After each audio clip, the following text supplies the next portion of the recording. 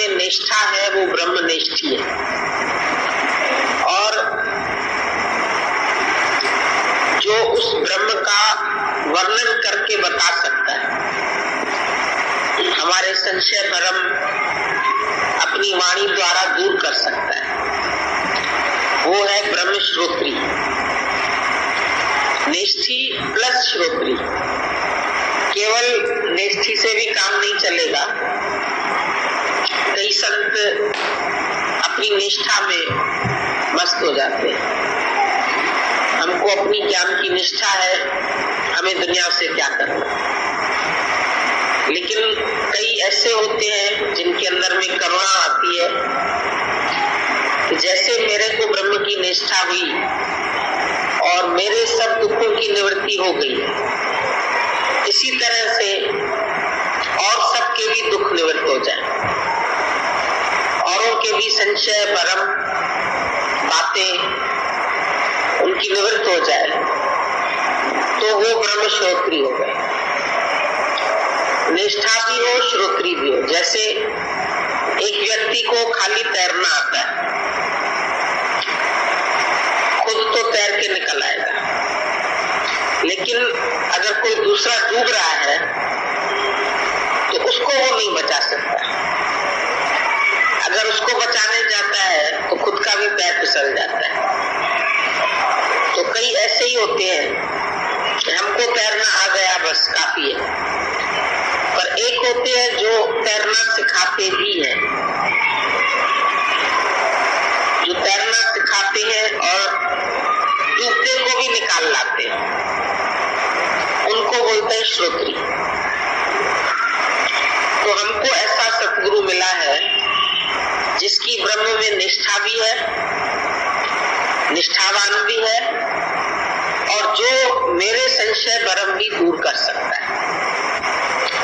कैसे भी डाउट्स है मेरे अंदर,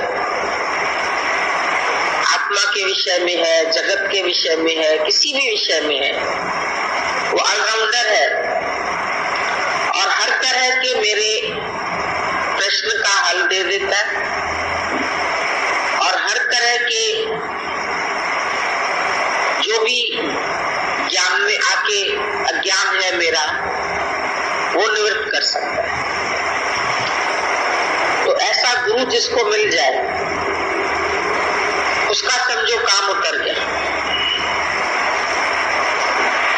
हमको ब्रह्म निष्ठी और ब्रह्म श्रोत्री गुरु मिला है, इसकी हम खुशी करें, इसको जानने की कोशिश करें और उसका कभी डर नहीं छोड़े, भले कितने ही साल लग जाए, हिम्मत नहीं हारे। कई बार हम लोग सोचते हैं इतना समय हो गया हमको सत्संग में आए, अभी तक भी निष्ठा क्यों नहीं होती है। तो कभी ये विचार करो कि इतने साल तुम माया में रहे हो, उससे तो नहीं उठ गए, तो सत्संग में आके तुमको ऊब क्यों पैदा हो जाती है। कितने साल हो गए, इतने साल हो गए, पूरी जिंदगी भी गुजर जाए, पूरा जन्म भी निकल जाए, तो भी कोई बड़ी बात नहीं। एक जन्म में हार न भाई, जन्म जन्म का दाव रे। भले जन्म लग जाए, पर एक इरादे शक्ति रखो अंदर में कि हमको निष्ठा होनी यहीं पर है, हटना नहीं है हमको। यहाँ से आए हैं तेरे दर पे तो कुछ करके उठेंगे, या तो हासिल ही हो जाएगा या तो मर के उठेंगे, या तो कुछ हासिल करेंगे या तो यही मर जाएंगे, बिना हासिल किए जाएंगे नहीं। तो जिसके अंदर में ऐसा विचार आता है डू और डाई, करेंगे या मरेंगे, वो करेगा पर मरेगा नहीं, ये विश्वास रखो। इरादे शक्ति, हमारा पुरुषार्थ ये है कि हमारे अंदर इरादे शक्ति आनी चाहिए। घबराहट नहीं, जल्दी से हम लोग इस काम से थक जाते, पर थके नहीं, अथक।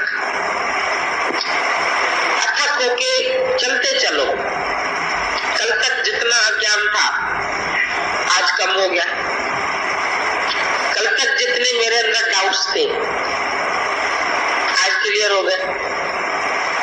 कल तक कोई भ्रम संशय था, आज दूर हो गया। प्रोग्रेस, अपने जीवन में हमेशा प्रोग्रेस पर नजर रखो। आधा गिलास भरा है,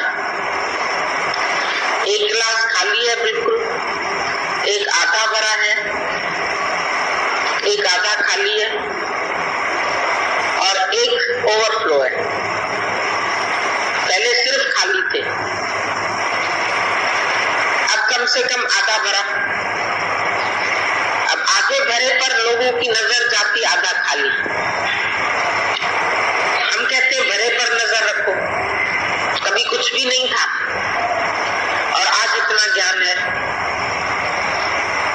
कभी एकदम अज्ञान में गोते खा रहे थे, एकदम मंजिल नहीं थी, एकदम कोई राह दिखाने वाला नहीं था, उलझन थी जिंदगी में। और आज ऐसा है जो कोई मार्ग दिखाने वाला मिल गया, कोई समझाने वाला मिल गया, कोई हिम्मत देने वाला मिल गया। तो कितना अंतर है। इस अंतर को जान के इसकी खुशी करो, इतना तो फायदा है कम से कम। तो फायदे पर नजर रखते रखते रखते बढ़ते चलो, पीछे नहीं देखो क्या छोड़ गए, क्या छूट गया या क्या छोड़ना है, उससे भी घबराहट होती है।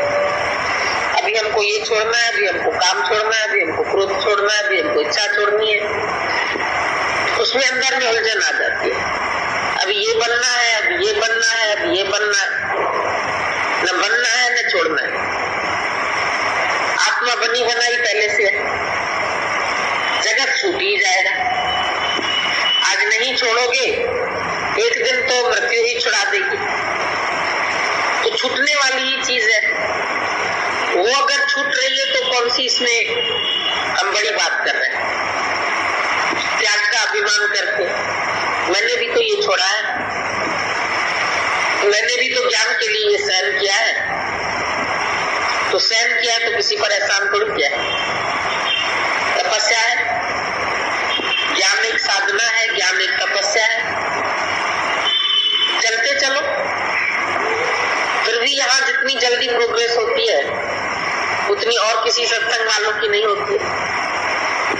पहले भी पाठ पूजा की, मंदिरों में गए, गुरुद्वारों में गए, गुरुओं की शरण ली, बहुत कुछ किया, तब अंतर नहीं आया। अब अगर देखो तो कितना फर्क आ गया। कैसे जल्दी जल्दी रो लेते थे, कैसे जल्दी जल्दी विक्षिप्तता में आ जाते थे, विरस जाते थे, किसी काम से थक जाते थे, और अब अविरचों के काम करते, जल्दी से विक्षिप्तता में नहीं आते। वेट एंड सी, धीरज का रास्ता है, धैर्य रखो जीवन में, अपने आप ही सब मिलता जाएगा। कुछ सोचना हमारा धर्म नहीं है। ट्रेन में बैठ के हमें नहीं सोचना है, पैदल करें, जल्दी पहुंचे। वो तो स्पीड में चली रही है गाड़ी, स्टेशन पे जितनी देर रुकना होगा रुकेगी, फिर चलेगी। हम थोड़ी बैठ के घंटे गिनते रहेंगे, कभी लेट भी हो जाती है तो भी बैठे रहते, पता है आखिर तो पहुंचेगी। 2 घंटा लेट हुई, 3 घंटा लेट हुई। इसी तरह कभी कभी किसी को ज्ञान में देर भी लग जाती, पर फिर भी डिब्बे में तो बैठे हैं, रास्ते में तो नहीं खड़े हैं, पहुंच ही जाएंगे। यत्न में लगे हुए, चलते चलते कभी गाड़ी पंचर हो जाती है तो क्या करते, 2 मिनट खड़े हो जाते, पहिया बदल देते, कुछ तो इलाज करते ही है ना। और अगर टकराई गई है, चली नहीं पा रही, तो छोड़ देते, वहीं खड़ी कर देते, फिर कोई और साधन पकड़ लेते, बस पकड़ लेते, रिक्शा पकड़ लेते, टांगा पकड़ लेते, चलो भाई स्टेशन तक जाके ट्रेन पकड़ लेंगे। तो कोई ना कोई हर चीज का इलाज है, ऐसी कोई चीज नहीं है जिसका इलाज नहीं है। अगर इरादे शक्ति हमारी बुलंद है तो हम जिंदगी में कभी हारेंगे नहीं। से जीत। आज का दिन तुम सब जानते हैं, दशहरे का दिन है, इसको विजयदशमी भी बोलते हैं। तो आज का दिन अपनी विजय को याद करो। कितनी बातों पर तुमने अपने विजय प्राप्त की है, कितने रावण तुम्हारे अंदर के मर गए। एक रावण नहीं है। उस समय अगर रावण के 10 सिर थे तो अभी रावण के 1000 सिर हैं। जो जो एक कड़वा ख्याल तुम्हारे अंदर उत्पन्न होता है वो रावण है। जो तुम्हारे अंदर निगेटिव थॉट्स पैदा होते हैं वो रावण है। उसको पॉजिटिव थॉट देके गुरु की सहायता से, गुरु की सहायता जरूर लो। कभी बोलो नहीं कि हम आप ही बढ़ेंगे, आप ही नहीं बढ़ सकते। गुरु की हेल्प लेंगे तो आसानी हो जाएगी। एक बाप के साथ बच्चा जा रहा था, रास्ते में बहुत बड़ा पत्थर आ गया, उसको वो हटाने लगा। तो बाप को बोलता है तुम नहीं मदद करना मेरी, आज ही मैं पत्थर खुद ही उठाऊंगा। बाप ने कहा उठाओ। सुबह से शाम हो गई, कोशिश करता रहा इतना भारी पत्थर नहीं उठा। जब पत्थर नहीं उठा तो बाप को बोलता अभी मैंने बहुत कोशिश कर ली, अब आप थोड़ा हाथ लगवा दो। बाप ने बोला तुमने कोशिश कहाँ की? बोला सुबह से कोशिश ही तो कर रहा हूं। बोला अब कोशिश की तुमने? अब क्या कोशिश की? अब तुमने अपने बाप की हेल्प मांगी, इनकार छोड़ा अपना इनकार होता है ना, आप ही करेंगे, आप ही चलेंगे, आप ही बढ़ेंगे। वो आपका गवाओ गुरु के पास, आप मदद करो तो चलेंगे। कभी बड़ा पलंग होता है, हम अकेले खिसकाते नहीं खिस सकता है। 2 जने खड़े हैं, अरे आओ ना जरा तुम भी हाथ लगवा दो, फटाफट खिसक जाता है। पर वो हेल्प लेने में कभी कभी मन हमारा अहंकारी है ना, झुकता नहीं, कोशिश नहीं करता। अच्छा कोई भी खड़ा है उसकी हेल्प ले लो। गुरु तुम्हारा बाहर रहता है, कोई पास में गुरु भाई है उसकी हेल्प ले लो, कोई सत्संगी है उसकी हेल्प ले लो, लेकिन फिर बढ़ जाओ, फिर हिम्मत मरना मदद खुदा। नाव वाले कैसे हैया हैया करते करते पहुंच जाते, इतना दूर जाते वैष्णो माता जय माता दी जय माता दी। ये कहने से क्या होता है? उनको महसूस होता है माता की शक्ति मेरे साथ है। नहीं बोलने से भी चल तो अकेले ही रहे हैं, जय माता दी करने से भी अकेले ही चल रहे हैं। लेकिन जय माता दी करने से उनको लगता है कि मेरे साथ कोई शक्ति है और उस शक्ति का मैं उपयोग कर रहा हूं, वो शक्ति मेरे को लेके चल रही है, तो अपने को थकान नहीं लगती। कहते माता के प्रेम में थकान नहीं लगी। तुम अंदर में गुरु का प्रेम रखो, जय गुरु, हमेशा गुरु मेरे साथ है तो जय है उसकी। साथ जिसके सतगुरु है वो कभी नहीं गिरते, जिंदगी में वो हमेशा आगे बढ़ते। पर हम जय माता दी कहने के बजाय अपनी जय करने लगते कभी कभी। उसकी जय है तो क्या हमारा पुरुषार्थ नहीं है? हम अपना पुरुषार्थ कर रहे हैं और वहीं गिरावट शुरू हो जाती है। अपना पुरुषार्थ मेरा कुछ नहीं है, सिर्फ इतना पुरुषार्थ है कि तेरा साथी, तुम मेरे साथ हो, ना मिले संसार, ना मिले संसार, तेरा प्यार तो हमारा है। और गुरु का प्यार कोई बाहरी प्यार नहीं होता है। कभी भी गुरु के प्यार को संसार के प्यार जैसा मत समझना कि गुरु के साथ इकट्ठे भूखे रह गए, गुरु के साथ गुरु ने हमको खिला दिया, गुरु ने हमको प्यार कर दिया, गुरु ने हमको वहां से पकड़ा, छुआ, ऐसे किया, ऐसे किया, ये कुछ नहीं। गुरु का प्यार अनोखा होता है, वो दिल से हमको चाहता है और दिल से मेरी उन्नति किस बात में है वो करता है। अभी तुम हॉस्पिटल में पड़े, बाहर से तो गुरु नहीं है साथ, तो अपने सत्संग में बैठा है, पर तुम्हारे अंदर की अगर जुड़न गुरु से है तो अस्पताल में भी तुमको दर्द नहीं महसूस होता है। वो ज्ञान के रूप में तुम्हारे साथ है। तुम्हारा अभ्यास चल रहा है, शरीर बीमार है, मैं नहीं, शरीर को रोग है, मेरे को नहीं है, ये ज्ञान, ये गुरु का ज्ञान तेरे को वहां भी साथ है। तो गुरु ज्ञान के रूप में तेरे साथ है। आज इतनी हिम्मत से तुम ऑपरेशन करा के आ जाते, इलाज करा के आ जाते, कोई संबंधी बीमार है उसकी सेवा करते हैं। शक्ति किसकी है? गुरु की है। गुरु तुमको अंदर ही अंदर बल देता है। सारा दिन भी तुम खड़े रहेंगे, थकेंगे नहीं, पर जिस दिन ख्याल करेंगे ना मैं खड़ी हूं, मैं सेवा कर रही हूं, मैं अकेली हूं, मुझे ही सब करना पड़ रहा है, तो थक जाओ। जिस घड़ी महसूस करो कि उसकी शक्ति मेरे साथ है, उसका ज्ञान मेरे साथ है, और वो ज्ञान कब उसने हमारे चित्त में डाल दिया हमको पता नहीं चला। जैसे बच्चे को हर चीज का ज्ञान है, ये कौवा है, ये कोयल है, ये घर है, ये फलाना है, ये फलाना है, तो ये बातें उसको कैसे पक्की हुई? बचपन में माँ से पूछता रहा, मम्मी ये क्या चीज होती है? उसने कहा माइक। फिर भूल गया, फिर पूछा मम्मी ये क्या चीज होती है? भाई माइक। 4-5 बार पूछा, अब उसको पका हुआ। अब उससे कोई भी पूछता ये क्या चीज है, कहता माइक है।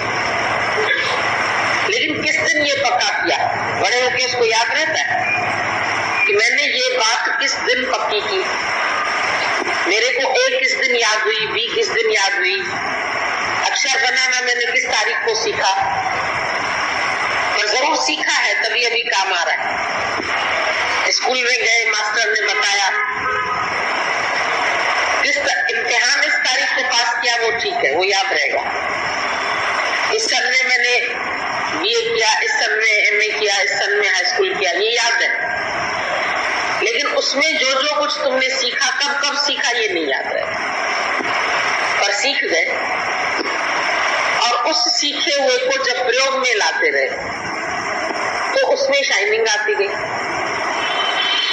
अगर कुछ जो तुमने सीखा उसको फिर तुम छोड़ दो तो भूल जाओगे, शार्प नहीं रहेगी। एक टीचर बन जाती है, वो उसी को फिर से पढ़ती है, पहले वाले बच्चे का, दूसरे का, जिस क्लास की टीचर बनेगी, तो उसका वो नॉलेज शार्प होता जाता है। कोई डॉक्टरी पढ़ता है, अगर पढ़ने के बाद डॉक्टरी ना करे, घर बैठ जाए, उसकी विद्या भूल जाएगी। थोड़ी बहुत याद रहेगी, कोई बीमार है तो उसको कोई गोली दे देगा, कोई चीज दे देगा, लेकिन उसके हाथ में सफाई आती है काम करते करते। ऑपरेशन करते करते ऑपरेशन उसके सक्सेस होते जाते, और धीरे धीरे धीरे धीरे जो काम करने में 3 घंटे लगते थे वो फिर 2 घंटे में होता है, फिर आधे घंटे में होता है, फिर 10 मिनट में भी हो जाता है। हम देखते हैं पहले ज्ञान सुनाते थे, 15-15 दिन किसी की जगह में रहते थे, तब लगता है अब इन्होंने समझा, लेकिन अब तो हमको लगता है 2 दिन में समझ जाते हैं। इतनी अच्छी तरह से गुरु बात को क्लियर कर देता है। 1 घंटे में, 2 घंटे में अर्जुन के डाउट सब दूर हो गए, उसने गीता समझ ली। तो ये कुशल था ना कृष्ण, उसने दिमाग में उसके ज्ञान इतनी जल्दी डाल दिया। जो वो बोला अब मैं निष्ठा में हूं, अब मेरे संशय भ्रम दूर हो गए और अब मैं निष्ठा में हूं। तो ये ज्ञान कैसे पक्का होगा? करत करत अभ्यास जड़ मत बोध सुझा। जब एक एक बूंद पढ़ते मिनट में निशान हो जाता है, पत्थर पे निशान हो जाता है। रस्सी आते जाते सिल पे हो तो निशान। तो रस्सी आती है, कुएं में जाती है, तो एक रस्सी से पत्थर कट जाता है। तो ज्ञान से हमारा ज्ञान क्यों नहीं कट जाएगा? और निरंतर अभ्यास में रहो, कमजोरी कह करके भूल नहीं जाओ। देर लगती है तो छोड़ नहीं दो, लगे रहो लगे रहो लगे रहो।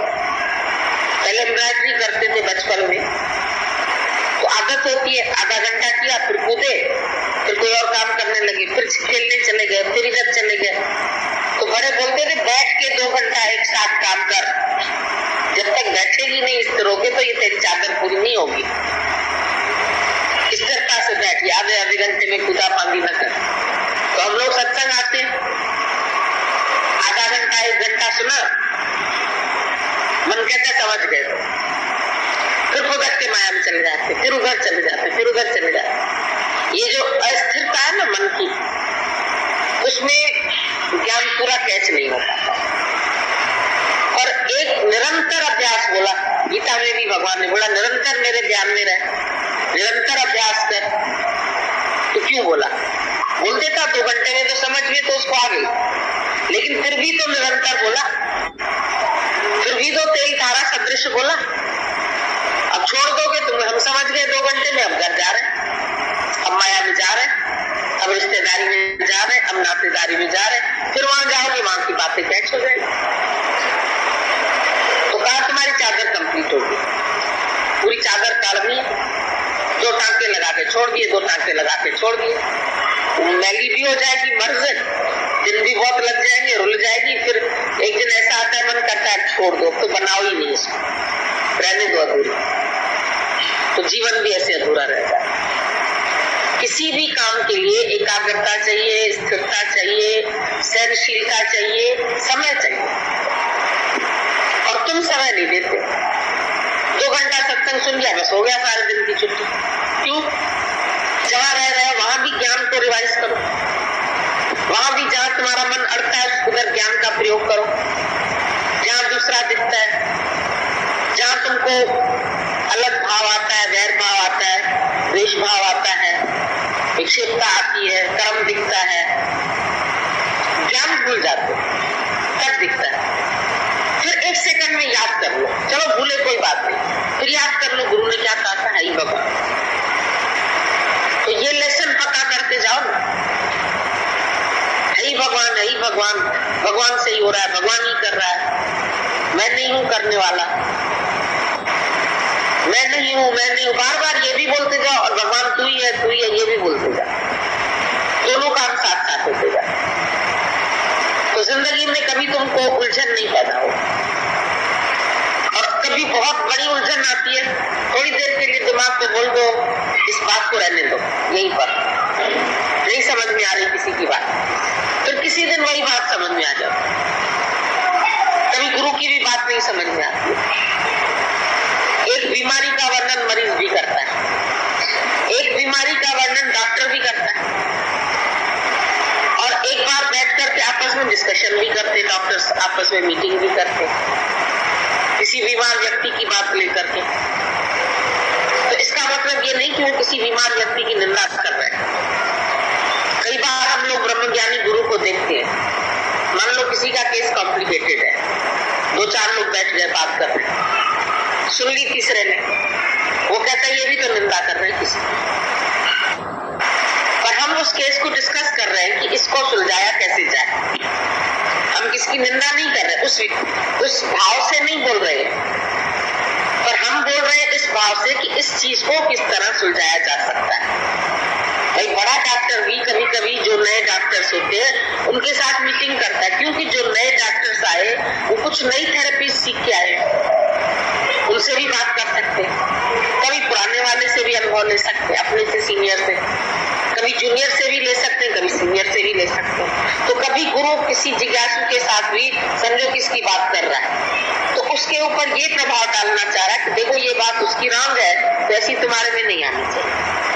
अब अब उसका ये मतलब है तुमको चढ़ाने का, लेकिन तुम्हारा मन वहां से भी एक उल्टी बात उठा के ले आएगा, देखा फलाने की निंदा तो इन्होंने भी तो करी, इन्होंने भी तो नाम रूप की बात करी। अब इन्होंने नाम रूप की बात किस लिए करी उसका तुमको अंदर में पता नहीं चलेगा। ये बात कब समझोगे? जब तुम भी डॉक्टर बनोगे। अभी तो तुम जिज्ञासु है, मरीज है, तुम सुन के चले आए। मरीज अपने को डॉक्टर समझने लगता है, चार से दवाइयां समझ जाता है अपनी, मुझे इस दवा से फायदा हुआ, इससे हुआ, इससे, तो थोड़े दिन में वो डॉक्टर समझने लगता है अपने को, तो क्या डॉक्टर हो गया। अगर इसी तरह से सारे डॉक्टर होने लगे तो बेचारे डॉक्टर 5 साल की खाप बेकार छानते, 4 किताब पढ़ के तुम भी बन जाओ। होम्योपैथिक तो सारे डॉक्टर हो जाते हैं, क्योंकि होम्योपैथिक के इतने सिम्टम्स किताब में लिखे रहते हैं, तो सभी पढ़ के एक दूसरे को दवाई देते रहते हैं। लेकिन जो होम्योपैथिक का कोर्स पास करके आते हैं वो बोलते हैं कि ये दवा इसके साथ ली तो और तुम्हारा नुकसान हो गया, सिम्टम्स पहले तुम्हें समझ में आए और उस दवा ने इस दवा के असर को काट दिया, तो तुमने क्या समझा? कुछ नहीं समझा। अक्षर ज्ञान के सीख लिए, सत्संग शुरू कर दिया। फिर ये भी जरूरत नहीं समझते कि हमें अपने ऊपर किसी को रखना चाहिए, अंत तक हमको सीखना चाहिए। मरीज से भी डॉक्टर सीखता है। हम गए दांत के डॉक्टर के पास, हमने बोला जो बात हम उसको बता रहे थे ना, गर्म लगता है, ठंडा लगता है तो दर्द होता है, तो बोला जो तुम लोग बताते हैं उसी से ही सीखते हैं कि आखिर ये मर्ज कौन सा है। हमारी पढ़ाई का उतना उपयोग नहीं है, पर जो मरीज हमको अपना अनुभव बताता है हम उससे फिर दूसरे मरीज को परख लेते हैं। तो मरीज से भी सीखो, जिज्ञासु से भी ज्ञानी सीखता है, अज्ञानी से भी सीखता है, और अज्ञानी ज्ञानी से भी नहीं सीखता। अज्ञानी अपने अभिमान के कारण ज्ञानी के आगे भी नहीं झुक पाता, नहीं सीख पाता। आखिर तुम्हारे से कोई सीनियर है या कोई गुरु के यहाँ से होके आया है या किसी को कहीं से कोई नॉलेज है, तो हम अपने अंदर सीखने की खिड़की बंद क्यों करें? क्यों नहीं सबसे सीखते रहे? हर एक से सीखते, हर एक शहर में जाते हैं हम हर एक से सीखते। कोई कैसे बात करता है, कोई कैसे बात करता है, किसी का केस कैसा, किसी का केस कैसा है। दिनों दिन एक्सपीरियंस बढ़ता है ना। ये ज्ञान क्या है? ज्ञान तो अनुभव का है, किताब का खाली ज्ञान नहीं है, अनुभव का ज्ञान उज्जवलता की वाणी। ये है अकथ कहानी। कहत कबीर गूंगे की सेना जिन जानी तिलमा। इशारे है, अनुभव में हम सिर्फ इशारे कर सकते हैं। दर्द है पेट में, दिखा थोड़ी सकते हैं, और फिर भी डॉक्टर तुमको दबा के पूछेगा यहाँ है दर्द या यहाँ है या यहाँ है। अच्छा यहाँ है तो लिवर का होगा, यहाँ है तो किडनी का होगा, यहाँ है तो इसका होगा, यहाँ है तो एसिडिटी होगी, इधर हो रहा है तो शायद हार्ट का होगा। तुम्हारे इशारे से ही तो वो समझता है। फिर वो आला लगा के देखता है, फिर उससे नहीं समझ में आता है तो एक्सरे करा के देखता है, फिर एक्सरे से नहीं समझ में आता है तो अल्ट्रासाउंड करा के देखता है, और फिर उसके बाद नहीं समझ में आया और बायोप्सी कराओ। अच्छा फिर भी समझ में आया, फिर भी वहां तक नहीं पहुंच सकता है जहां तक कि उसका पूरा रोग निवृत्त हो जाए। वो एक्सपीरियंस होते होते होते होते समझ जाए। फिर तो तुम्हारे आंख से भी समझ जाएंगे, तुम्हारे हाथ से भी समझ जाएंगे, तुम्हारी गांठ को देख के ही समझ जाएंगे क्या चीज है। तो अनुभव से सीखा ना, हर बात हम भी अनुभव से सीखते हैं। ज्ञान से पहले दिन गुरु दे देता है, ज्ञान आने में देरी नहीं है, फूल तोड़ने में भी देरी है, लेकिन उसको अनुभव में लाने में कुछ समय लगता है। उसमें हम अधीरज हो जाते हैं। हमको आज ही गुरु जैसा अनुभव क्यों नहीं हो रहा, आज ही पूर्णानंद क्यों नहीं आ रहा है, आज मन क्यों विक्षेपता में आ गया, थोड़ी देर के लिए भी गुस्सा क्यों आ गया तो सीखो क्यों आया, वो कारण खुद में खोजो ना। वो ऐसी है इसलिए गुस्सा आया नहीं, मैं अंदर से सहन नहीं कर पा रही हूँ कोई शब्द इसलिए गुस्सा। उस गलती का कारण अपने में ढूंढो, तुम झट से दूसरे में ढूंढ लेते। वो अगर ऐसा व्यवहार न करे, वो अगर ऐसे न चले, वो बैठ करके ऐसे करते, वो सत्संग में बैठ करके ऐसे करते। अरे तुम उनको समझ नहीं पा रहे हो इसलिए तुम ऐसे समझते हो, क्योंकि तुम्हारी समझ अभी उतनी विराट नहीं हुई है। ब्रह्मज्ञानी का दिल बहुत विराट होता है, वो सबको सह लेता है।